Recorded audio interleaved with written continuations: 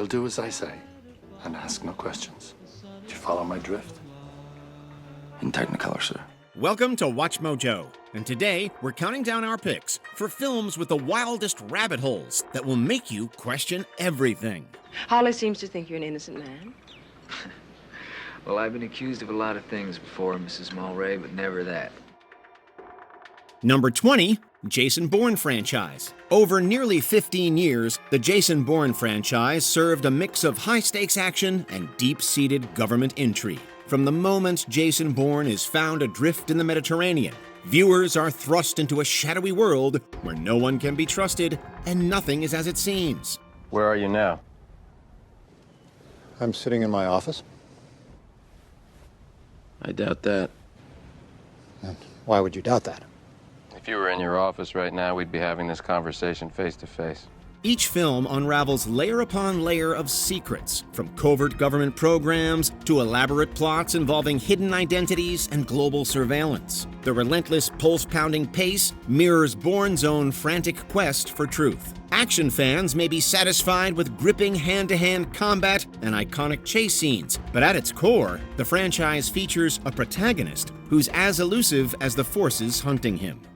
You're never gonna find any peace. Not until you admit to yourself who you really are. It's time to come in, Jason. Number 19, Enemy of the State. Oh, I know. We'll just tap the criminals. We won't suspend the civil rights of the good people.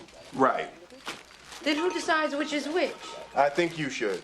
You know, Bobby, I think you should take this more seriously. The post-9/11 expansion of the surveillance state was predicted years in advance in the high-stakes thriller Enemy of the State. Will Smith stars as lawyer Robert Clayton Dean, who unknowingly receives evidence of a political murder. From that moment on, his life spirals into utter chaos. Hunted by government agents using cutting-edge technology to track his every move, he turns to a surveillance expert played by Gene Hackman for help. Enemy of the State is a portrait of the omnipresence of the surveillance state and the paranoia that it can instill. It raises unnerving questions about the relationship between privacy and power. First, if you're a murder suspect, you're gonna be easier to find. And second, to discredit you in case you ever go public against them. Number 18, Captain America, the Winter Soldier. Before we get started, does anyone want to get out? When the Russo brothers took their first shot at the MCU, they proved that superheroes could star in genre-bending films. Captain America, the Winter Soldier is in many ways a throwback to 1970s paranoia thrillers. From the opening scene, Cap is caught up in a web of lies and deceit, reaching all the way to the upper echelons of S.H.I.E.L.D. He and Black Widow are forced to go on the run, not knowing who to trust as they untangle the lies that surround them. Confronted by old enemies and older friends, they have to fight against the powers that be to save the world. I know I'm asking a lot. The price of freedom is high. It always has been. And it's a price I'm willing to pay. And if I'm the only one, then so be it. But I'm willing to bet I'm not. Number 17, Marathon Man. We're always so confident God was on their side. Now I think they are not so sure. In Hollywood, there are many apocryphal stories about how old-school acting and method acting collide in the 1976 film Marathon Man. A young Dustin Hoffman stars as Babe Levy, a history student and marathon runner. Babe unknowingly stumbles headfirst into a terrifying plot involving stolen diamonds, Nazi war criminals, and government agents with dark secrets. I'm as anxious as you are to find out whoever did this. A little more anxious, wouldn't you agree?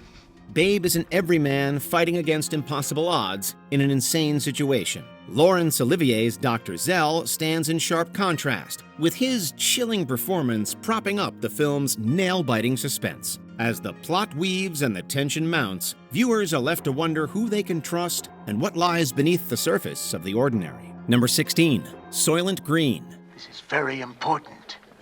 I can't help you. Forgive me. It's destroying me. What is? The truth. The truth Simonson told you? All truth. What is it? What did he confess? Soylent Green is that rare conspiracy flick that imagines a bleak future rather than focusing on a bleak present. It's a dystopian tale set in a 2022 rife with overpopulation, corruption, and environmental collapse. Grizzled NYPD detective Robert Thorne, played by Charlton Heston, investigates the murder of a wealthy businessman tied to the powerful Soylent Corporation. Thorne's search for answers uncovers shocking truths about the world's food supply. Edward G. Robinson's moving performance as Thorne's wise, world-weary friend Saul adds a much-needed human touch, a contrast from the bleak universe of the movie. I know. When you were young, people were better. Oh, nuts. People were always rotten. And the world was beautiful. Number 15, They Live. I have come here to chew bubblegum and kick ass. And I'm all out of bubblegum. Rowdy Roddy Piper, aliens, conspiracies, and Keith David. What else do you need in a movie? They Live is a science fiction cult classic about a drifter who discovers a worldwide alien conspiracy. Many in the upper and ruling classes are actually aliens in disguise. They use advertisements and the entertainment industry as vehicles to deliver subliminal messaging directly into the human brain, slowly subjugating the world. While the aliens push consumption and conformity, Piper and David must come together to fight and free humanity from alien control. While featuring one of the most insane fistfights ever put to film, They Live is a shockingly trenchant satire of modern Western society. The golden rule. He who has the goal makes the rules. Number 14, Minority Report. Why'd you catch that? Because it was gonna fall. You're certain? Yeah, but it didn't fall. You caught it. It's clear Steven Spielberg has always been interested in the intersection of conspiracy and sci-fi. One of his first films, Close Encounters of the Third Kind, introduced audiences to mysteries hidden in plain sight. Years later, Minority Report took his vision further. Spielberg presents us with a high-tech dystopia where pre-crime officers arrest people before they can commit crimes. Tom Cruise stars as John Anderton, a dedicated cop who suddenly finds himself the system's target. Anderton's flight from the law is replete with the action-heavy sequences we've all come to associate with Tom Cruise. Even so, the film also deftly explores themes of free will versus determinism, casting doubt on the seemingly infallible technology controlling society. If you don't go through with this, my family gets nothing. Okay? You're supposed to kill me. You said you would. He? Who's he? Number 13, 3 Days of the Condor. Identify yourself. I don't... What is your designation? Condor. Section 9, Department 17. The section's been hit. What level?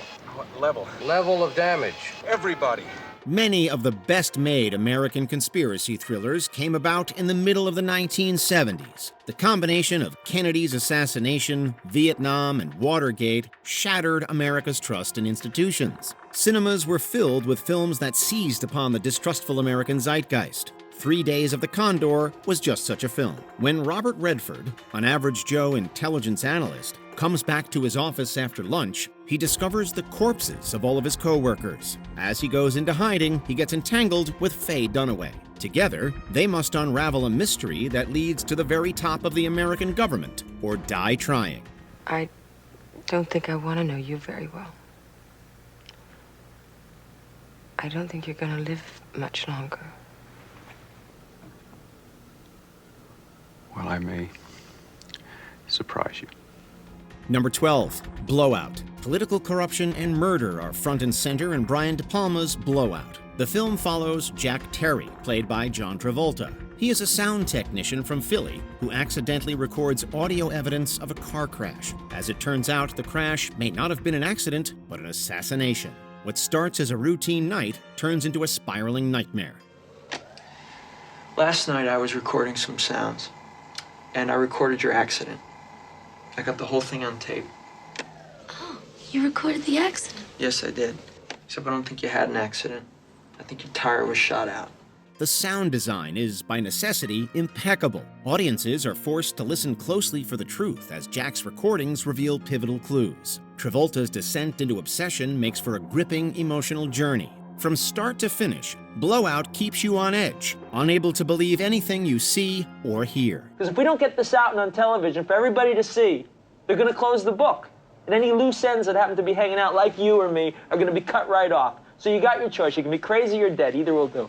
Number 11, The Insider. In the late 1990s, Jeffrey Wigand, a whistleblower from Big Tobacco, risked everything to expose the industry's lies about the health risks of smoking. The Insider is a rip-from-the-headline story detailing Wigand's journey as a whistleblower. We worked together for, what was it, 3 years? Now, the work we did here is confidential, not for public scrutiny, any more than our one's family matters. You're threatening my family now, too? Now, don't be paranoid, Jeff. Wigand is no angel, but he is clearly a man of conscience, trying to balance his family's well-being with doing the right thing. As he interacts with Al Pacino's Lowell, a producer with 60 Minutes, the film invites viewers to question the very fabric of media integrity. Big Tobacco wielded its power like a weapon, and the media didn't always do the right thing when given the opportunity. And now, even now, when every word of what Wigand has said on our show is printed, the entire deposition of his testimony in a court of law in the state of Mississippi, the cat totally out of the bag, you're still standing here debating. Number 10, The 39 Steps. Beautiful, mysterious woman pursued by gunmen. Sounds like a spy story. It's exactly what it is.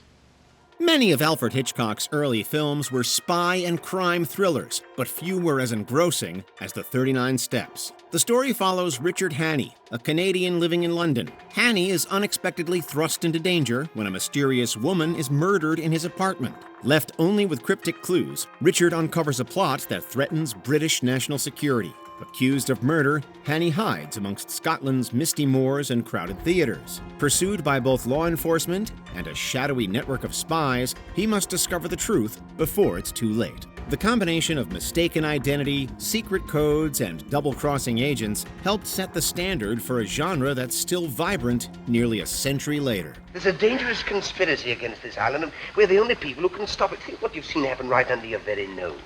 The gallant knight to the rescue. Number 9, Michael Clayton. You are the senior litigating partner of one of the largest, most respected law firms in the world. You are a legend. I'm an accomplice! You are a manic depressive. I am Shiva, the god of death. What if Monsanto wanted you dead because you discovered a dirty and deadly little secret? This question lies at the heart of Tony Gilroy's directorial debut, Michael Clayton. George Clooney stars as the eponymous Michael, a fixer at a huge corporate law firm in the middle of a tremendous merger. The deal is threatened when one of their top litigators appears to have a meltdown in the middle of a deposition. Sent to handle the mess, Michael soon becomes immersed in a deadly conspiracy by their client, a huge agricultural corporation, to hide evidence. Both the writing and acting are picture perfect, as Michael comes face to face with both murderers and his own private demons. 5 is easier. Yeah, 5 is something we could talk about. Good. And then the other 5 is to forget about the 468 people that you knocked off with your weed killer. Let me finish up this meeting. I'll talk to Do Dawn. I look like I'm negotiating? Number 8, Z. Nous exigeons le démantèlement des bases étrangères. La CIA... Tu ne crois pas que tu vas un peu trop loin? Pour quelques extrémistes bornés qui ne savent même pas de quoi ils parlent? Et les menaces de mort. Et alors, c'est pas la première fois, non? De toute façon, chacun de nous a pris ses risques. The 1963 assassination of Greek politician Grigoris Lambrakis is the inspiration for Z, a political thriller by Greek-French director Costa Gavras. The film skillfully reveals how some conspiracies can just lurk in plain sight. Yves Montand plays a Lambrakis-like figure, brutally murdered after advocating for nuclear disarmament. Il va leur expliquer que c'est toujours les nôtres qu'on assassine. Il est vivant, Manuel. Mais il est cliniquement mort, pourquoi tu rêves? Cliniquement mort, ont-ils dit. After the killing, authorities fabricate a cover story to protect the military's interests. A committed magistrate and a photojournalist work together in the relentless pursuit of truth. Z masterfully showcases the manipulation of facts and the chilling realization that power often overpowers justice. The mix of dark humor and profound unease resonates deeply. As a result, Z is both a 1960s cinematic landmark and a haunting warning that remains relevant today. Number 7, All the President's Men. The story is dry. All we've got are pieces we can't seem to figure figure out what the puzzle is supposed to look like. The 2017 film The Post captures the Washington Post's bold decision to publish the Pentagon Papers, a classified history of America's involvement in Vietnam. That battle was only the paper's first skirmish with Nixon. All the President's Men masterfully chronicles the real-life investigation by Post reporters Bob Woodward and Carl Bernstein. Their dogged determination exposed one of the largest political scandals in U.S. history. With meticulous attention to detail, the film immerses viewers in the reporting process. From painstaking research to late-night calls, the depth of the conspiracy behind Watergate is slowly revealed. The viewer is immersed in the hunt for truth. Each scene drives home the stakes of holding power accountable, crafting a suspenseful, enduring tale of dedication in the face of corruption. How much do you need to know? You trust him? Yeah. I can't do the reporting for my reporters, which means I have to trust them. And I hate trusting anybody. Number 6, JFK. But rather than admit to a conspiracy or investigate further, the Warren Commission chose to endorse the theory put forth by an ambitious junior counselor, Arlen Specter, one of the grossest lies ever forced on the American people. We've come to know it as the magic bullet theory. The truth behind the JFK assassination has fascinated conspiracy theorists for decades. 30 years after Kennedy was assassinated, Oliver Stone directed JFK, an in-depth and fictionalized look at the investigation. Kevin Costner stars as New Orleans District Attorney Jim Garrison. As he investigates the assassination of President John F. Kennedy, Garrison is forced to question the official narrative. Stone's use of documentary-style footage, flashbacks, and stylistic cinematography pulls viewers into a whirlwind of evidence, suspicion, and paranoia. A fictionalized scene where Garrison speaks with an inside man, X, leaves the viewer wondering who inside the U.S. government may have been involved. Well, that's a real question, isn't it? Why? The how and the who is just scenery for the public. Oswald, Ruby, Cuba, the mafia. Keeps them guessing like some kind of parlor game, prevents them from asking the most important question, why? Number 5, L.A. Confidential. How's it gonna look in your report? It'll look like justice. That's what the man got. Justice. Based on James Ellroy's novel, L.A. Confidential follows 3 disparate LAPD officers as they uncover a series of linked crimes leading to the top of the department. Russell Crowe, Guy Pearce, and Kevin Spacey deliver compelling performances as characters who must navigate a city rife with secrets. The film paints a sinister portrait of institutional corruption set against the glamorous backdrop of 1950s Los Angeles. The film's sharp dialogue, atmospheric tension, and intricate plotting create a noir masterpiece. In the corrupt city of angels, power, fame, and crime come together in a deadly collision. We want some answers, Patchett. Well, we all want something. Number 4, Chinatown. You're a very nosy fellow, kitty cat, huh? You know what happens to nosy fellows? Huh? No? Wanna guess? When reading a plot summary, one would easily be forgiven for thinking that Chinatown is an overstuffed mess. Set in 1930s Los Angeles, it delivers an intricate tale involving murder, lies, corruption, water rights, and a dark family secret. In truth, it was one of the quintessential films of the 1970s, helping to usher in a new era of noir cinema. Directed by Roman Polanski, the film follows private detective Jake Gittes, played by Jack Nicholson. A simple investigation into a cheating spouse quickly spirals out of control. Chinatown takes noir tropes into the bald light of day, presenting a world where the truth is elusive and power is abused. Forget it, Jake. It's Chinatown. Number 3, The Manchurian Candidate. I wanted a killer from a world filled with killers, and they chose you. Because they thought it would bind me closer to them. Long before solving mysteries as crime writer Jessica Fletcher, Angela Lansbury was at the center of a mysterious conspiracy in The Manchurian Candidate. The film follows Raymond Shaw, a Korean War hero. Thanks in no small parts to his mother, played by Lansbury, Shaw is unknowingly programmed to become an assassin in a communist conspiracy. Frank Sinatra stars as Major Bennett Marco, investigating the sinister forces controlling Shaw. The Manchurian Candidate presents a labyrinthian tale of mind control, deceit, and political machinations. The film is a Cold War classic, a deep dive into the world of power, influence, and manipulation. You ought to forget everything that happened at the senator's house. Do you understand, Raymond? You'll only remember it when I tell you so. You ought to forget about it. Do you understand? Yes, sir. Number 2, The Parallax View. The committee wishes to emphasize that there is no evidence of any wider conspiracy. No evidence whatsoever. One of the most interesting things to come out of new Hollywood cinema is the complete subversion of the protagonist. The good guy didn't always win. There is no better example than The Parallax View, a chilling tale of political conspiracy. The film follows journalist Joe Fratty as he investigates the assassination of a U.S. senator. Fratty quickly discovers the existence of a shadowy organization that recruits individuals for covert political killings. At first, I thought these killings were related only to the Carroll assassination. It's much bigger than that. Whoever's behind this is in the business of recruiting assassins. As Fratty digs deeper, he becomes ensnared in a dangerous game of cat and mouse. As the story progresses, the line between victim and perpetrator becomes increasingly blurred. Before we continue, be sure to subscribe to our channel and ring the bell to get notified about our latest videos. You have the option to be notified for occasional videos or all of them. If you're on your phone, make sure you go into Settings and switch on your notifications. Number 1, The Conversation. Those tapes are dangerous. You know what I mean. Someone may get hurt. In between directing the first 2 Godfather films, Francis Ford Coppola delivered a woefully underappreciated masterpiece. Gene Hackman takes the lead as Harry Call, an audio surveillance expert. Hired by a shadowy figure known only as the director, Call uses his skills to surreptitiously record a conversation in a public park. The conversation, he learns, may or may not be part of a murder plot. As Call listens to the audio, he becomes increasingly obsessed with the lives of those he's spying on.